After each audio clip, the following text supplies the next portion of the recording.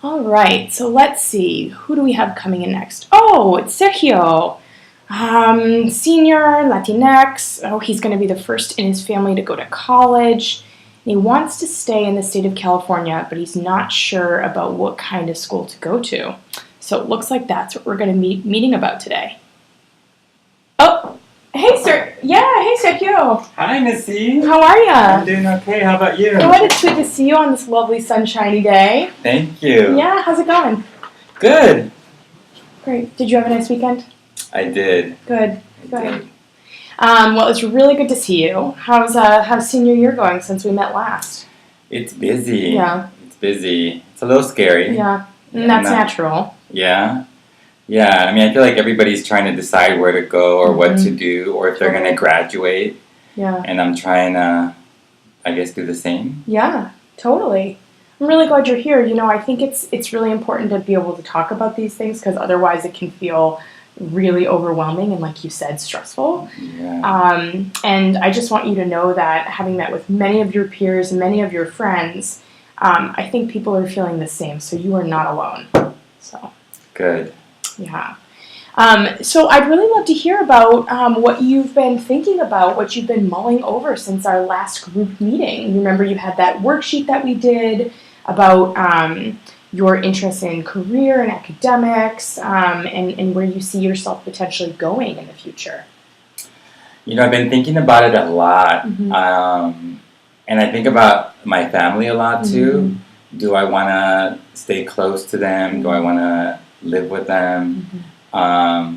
You know, they all want me to go to college, and I want to go to college, and I think, well, Yeah. how much does it cost? Can I even afford it? Yeah. Can my family afford it? Yeah. You know, they want me to do good and maybe be a doctor, an Yeah. engineer, but I don't know if that's what I want. Yeah. I definitely want to have a good career. Yeah. But I'm just confused about where to go or what to do or where to start. Yeah. Yeah, thanks for sharing all of that.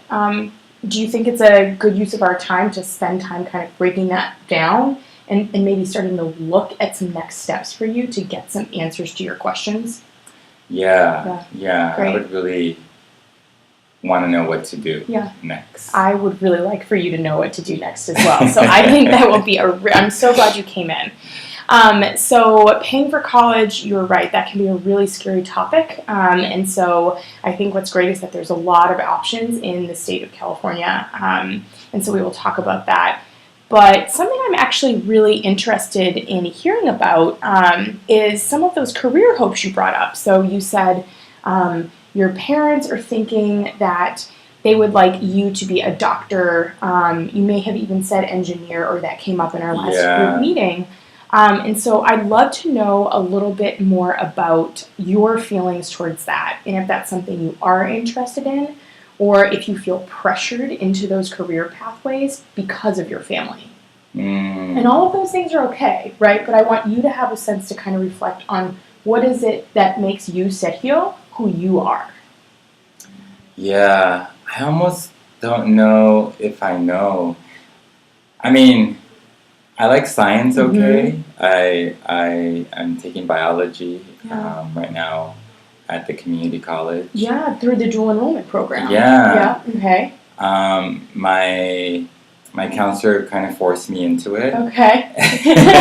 I wouldn't know anything about that. But I kind of enjoyed it. Yeah. And generally in high school, I think I do better in science and math. And so I think that might be a good career for me. Yeah.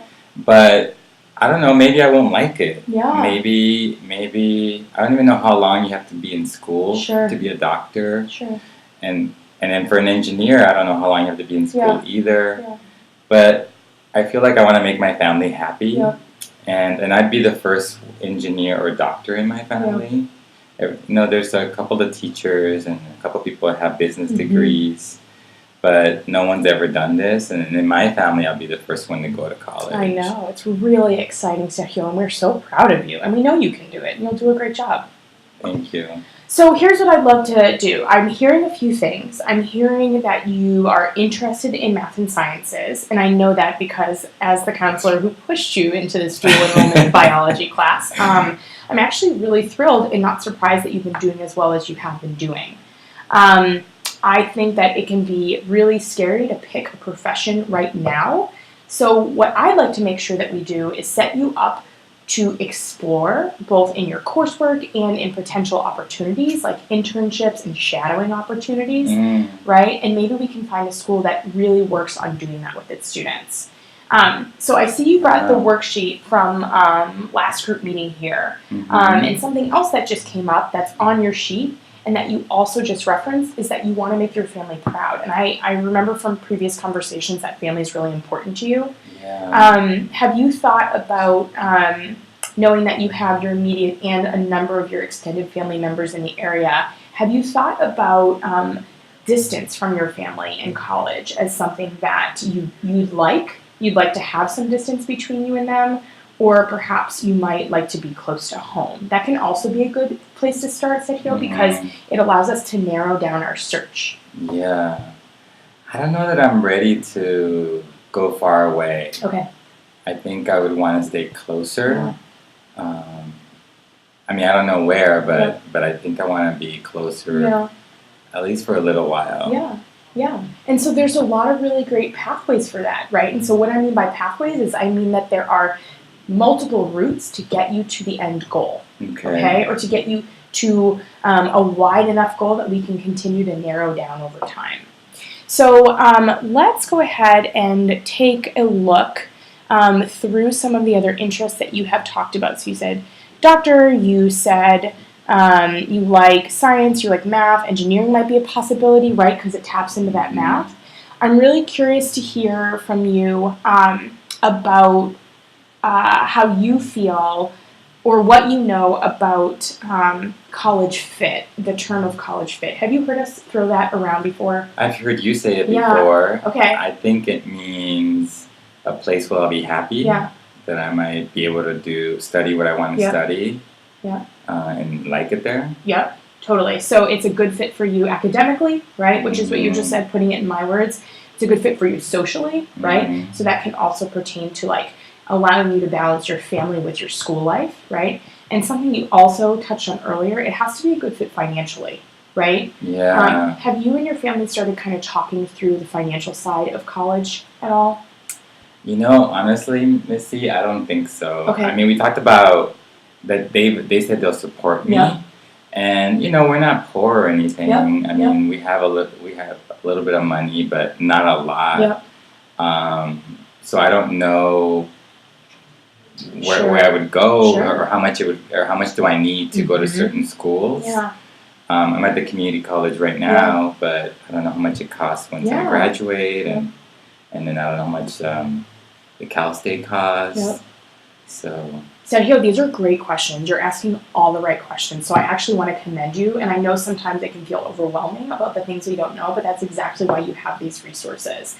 And one thing I do want to make sure that I say to you before we move on is that I'm also a resource for your parents, right? So we can make sure to talk through the financial considerations and the fit as it pertains to academics and social, okay?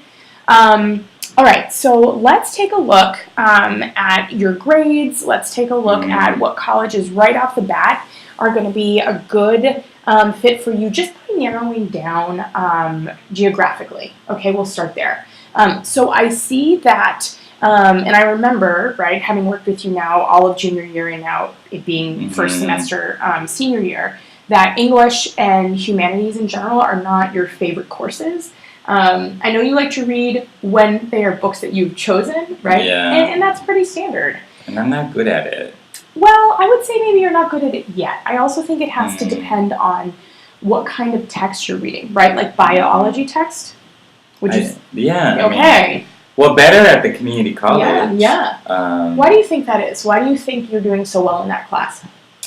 I think I really like being in a different environment. You know, it feels like I have more freedom. I feel like my teacher trusts me, and the labs are so nice there. People seem a little bit more serious about it. I don't know, I don't feel the same pressures that I feel here in the high school. I want you to keep that and sit with that, right? Because that is showing you that you are college potential, right? Like, so you will be able to thrive in your classes. And that's all the more reason why we want to find a place that's going to be a good place for you, that makes you feel that sense in most to all of your classes. Okay, so I see that in terms of your Accuplacer scores, you remember the test you took back last year, right? It shows that in terms of classes you would be, I'll show you right here on my computer, in terms of classes that you would be placed into, you would end up starting in a remedial English class. Are you familiar with the term? Remedial, you got it. So what does that mean? Remedial means that it is not yet college level. So essentially, you know how you've heard, we say like, college success 101, right? College math 101 is like basic college math that you'd be entering into. You did really well on your math Accuplacer, so you would actually be placed above. So you wouldn't be starting with every other freshman. You'd actually be in a higher level course for math and science. Again, doesn't surprise me based on your interest, based on your track record, right? For English, right? And for other humanities, as you said, those are not necessarily what you would consider your natural tendencies or strong suits. So instead of coming in at the college level class, you actually have one class you have to take before you get to the college level class. And this is the case whether you start at a community college or whether you start at a four-year institution, okay? Does that put me behind, though? In a way, yes, and in a way, no, because there are other options. Are you interested in talking about Yeah. this? Yeah, absolutely, and I appreciate that because one of the challenges about remedial courses is that you have to pay for them, but you don't get credits. But they're like gatekeepers, right? Because you can't go on to the college level class until you've passed that remedial one, which I have every faith you can do. So there are a few different options, right? So one of them is that you could take, for instance, the remedial course over the summer, right? Which is typically pay out of pocket. Financial aid can't usually be applied to summer classes. But how much is it? They are typically by credit hours, so the course would be around, I believe, about $600 for the summer. Oh, wow.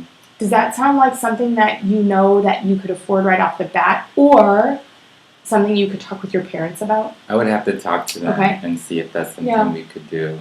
But let's look for another pathway too, because I have to imagine, I mean, I know that you've already kind of planned out your spring schedule, and you're taking a number of electives you're really excited about, but let me ask you, if that remedial class was offered in the spring, would you be willing to give up one of your electives to take it as a dual enrollment class? And I wouldn't have to take it when I start And you in wouldn't the fall. have to take it when you start in the fall or over the summer, and you wouldn't have to pay.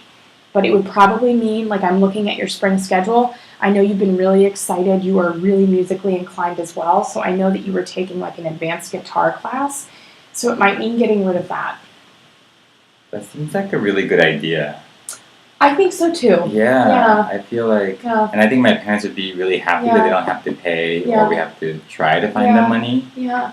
So I think I would, I would want to do that. Okay, I'm going to go ahead and make a note in your file. I want you to be able to think about it, right? I don't want you to feel pressured, because if you walk out of this office and you think, I don't want to give up my guitar, I'd rather have to work through the summer, that's okay, all right? It is your decision to make, and I do encourage you to talk it over with your parents. You got it, always. Okay. Always. Okay, so let's go ahead and go back to the conversation about career and decision for school next year, right? Great. Because right now we're getting you in a good place in terms of thinking about if we have remediation to do, which we do, we'll get it done in advance. So this, Sergio, will likely put you in a good place to go into a community college or into a four-year school, right? And as we narrow this down, it looks like there's one community college within our community, right? And oftentimes at community colleges, as is the case with this one, there are really good allied health programs. So for instance, if medical school is something you end up wanting to do down the line to become a doctor, there are really good science programs at our community college, okay? But before we do that, let's actually talk about degrees. Do you know what kind of a degree you get from a community college versus a school like Cal or UCLA? I think it's a 2 years, 2-year degree. Yeah, do you know what it's called? Have you heard the term? Associate. Yeah, exactly. Okay, great. So you do know this. I just don't want to tell you anything you already know. Yeah. So an associate's degree is a 2-year degree, right? So a lot of people who decide to go into nursing go get their associates. okay? Uh-huh. You don't need to have a bachelor's of science in nursing, but you can. And what that ends up actually doing, though, is it allows you to advance and make a little bit more money, right? So I know, for instance, you are really close to your family. I'm also close to my family, and I help my mom out a lot. Mm-hmm. So having an advanced degree has been really helpful in terms of being able to support her financially when necessary. So that's something to keep in mind, right? And also it allows me to kind of have my purview of jobs. If I go to a community college, one of the things I'm worried about is what about if I say I'm going to be a doctor and then I go to the state school, the 4-year school, but then I hate it. Yeah, totally. Or I don't like it. Yeah. I don't know, like that worries me. Or like if I'm going to be an engineer, then suddenly I don't really want to do that. Yeah. So I don't know what's the best place to go also when I'm thinking about that. Sergio, have you ever expressed an interest in something or thought you were interested in it, and you ended up getting to try it out, and that's how you knew if you liked it or not? Like riding a bike or playing the guitar, right? Yeah. Okay, this is kind of similar. So instead of me answering the question, I'm going to turn it back to you. If you had a friend sitting here and the friend said, I might want to do this, but I'm not sure. I'm not sure if I'll like it down the line. I'm not sure that I'll be good at it down the line. What would you recommend this friend do? Like just one of my friends? Yeah, just one of your friends, right? Like, take Amanda. Like, if Amanda was in here and she said, Sergio, I think I'm interested in being a doctor, but I'm not sure because nobody in my family is a doctor, or because the only time I go to the doctor is when I go to the doctor's office, right? That's normal. What recommendations would you have for her so that she doesn't commit her whole life and tons of money and lots of years of schooling, because it is a lot of years of schooling, to something that she doesn't end up liking? What would you tell her? I think I would tell her, this is funny, I think I would tell her to do what I'm doing. Which is what?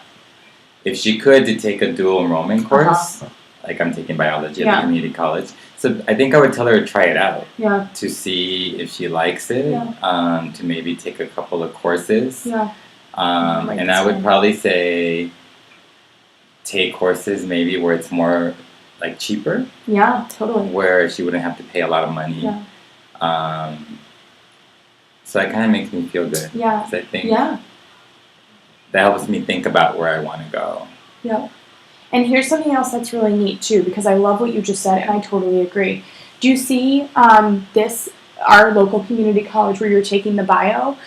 There is a pre-doctor shadow program. So they actually offer students the chance to go around to different doctors' offices and talk to different kinds of doctors about their work.